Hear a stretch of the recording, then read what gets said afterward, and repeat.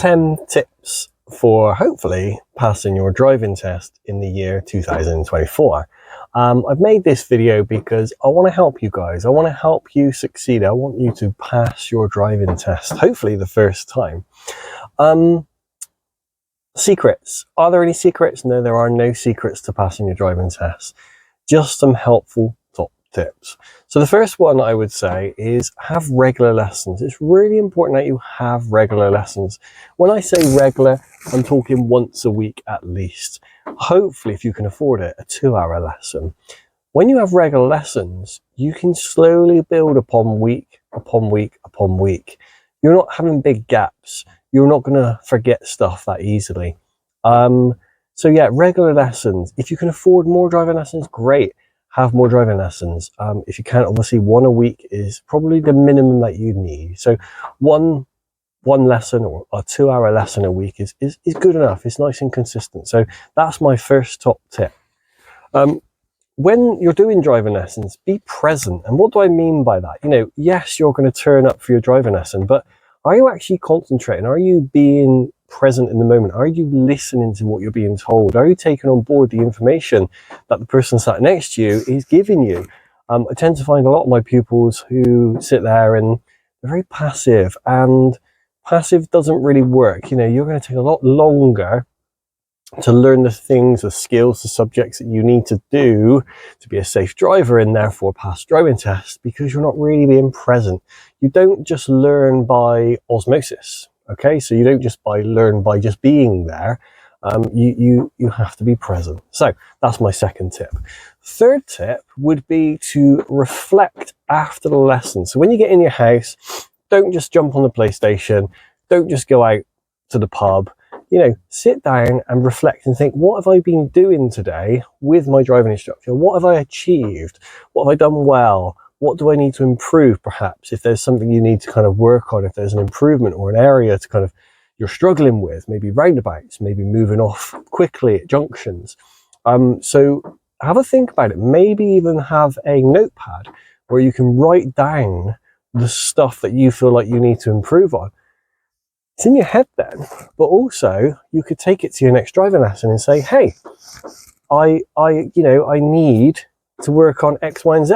I've made a note of what I want to work on. Is this something we can do? And you can conversate with your instructor, and it's a two-way street, no pun intended, that, you know, you want to work on X, the instructor wants to work on Y. You can come to some compromise.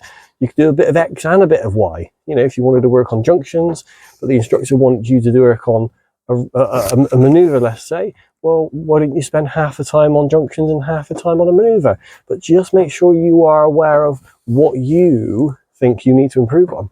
You might surprise yourself. Consulting driving material. What do I mean by that? Consulting driving material. So do you have the Driving Essential Skills book? Do you have the highway code? Do you have apps that you can help kind of you through your driving, you know, your course? If you have none of these, please do get them. Highway code, driving essential skills, they're the basic things that you need to help you pass your driving test. The theory is so important. So do relate to them, do consult them, do read them, and you know, why not? Because they're there for a reason. Next tip is to ask your instructor lots of questions. You are paying them potentially lots of money. Don't just sit there like a lemon. Ask some questions. Why did we do this? Why are we doing that? How can I get better at this? Ask them. Again, like I said earlier, it's a two-way street. Don't just feel like it's the instructor telling. You can have a chat. You can chip in. You can add your 2 pence worth, so to speak. You don't have to sit there and just be very silent and just take what the instructor says. Ask questions. It's very, very simple. You just be part of the lesson and ask questions, okay? Get as much out of that instructor as you possibly can.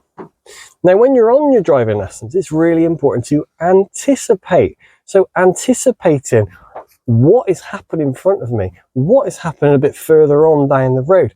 You cannot assume, do not assume anything. when you turn corners. Expect the unexpected, expect the worst, expect the bin lorry. Don't just drive along expecting everything to be hunky-dory and fantastically easy, because at the end of the day, it's not fantastically easy. There are going to be problems. You know, road signs are there to help you. Look out for your road signs.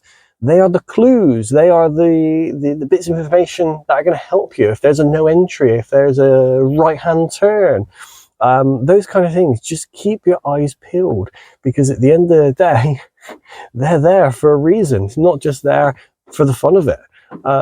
So do look out for your road signs, okay?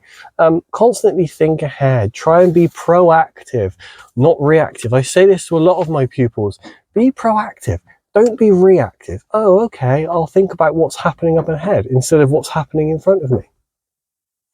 When you're on the driving test, don't assume you failed. When you're driving along, you might have made a mistake. You might have, I don't know, stalled at a junction or something like that. The examiner might not think of it as a serious fault. It might just think of it as a driver fault, or as you like to call it generally, a minor fault.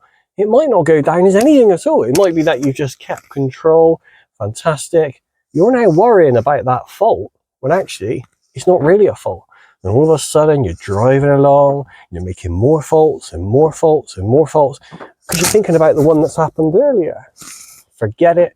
It's done. It's history. You can't change it. So just bear in mind, you know, what you do, just forget it, move on. It's not a problem. They might see it differently.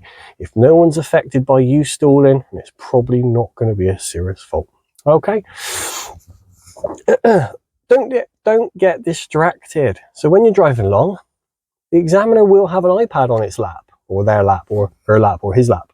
Okay, they will be touching the iPad from time to time. Okay, so they are going to be marking things off. So let's say you did a maneuver or an emergency stop, or you've parked on the left a few times. They are going to be marking or touching the iPad. So please don't get distracted, and please don't think because they're fiddling with their stylus or pen, whatever you want to call it, that you failed, because not necessarily true that you've made a mistake. It's just that they're marking the iPad. They do have a privacy screen on it. So again, you're not going to see much. It's going to be one of those black screens. So don't worry about it. It's not a problem. So I see a lot of people's looking at the iPad, but don't worry about it. Just don't worry about it. Also, there are certain things that when you're driving, you mustn't assume. So we do a lot of the time as driving instructors tell you to keep to the left, stay to the left, use the left lane. Sometimes you have to look at the road markings and you might use the right hand side lane to go ahead at a roundabout. Okay, so there might be things that are slightly out of the ordinary. Again, this comes back to the anticipation. Just be aware and look, and look at what's going on in front of you. You might be able to drive in the bus lane. You never know. Drive in the bus lane if the signs are allowing you to do it. But again, you have to look. So that's another thing. Before your test, top tip would be to get an early night's sleep. Do not stay up late playing PlayStation till 4 o'clock in the morning, and then your driving tests at 7 or 8 o'clock in the morning. That's terrible. Do not do that. Get a good night's sleep.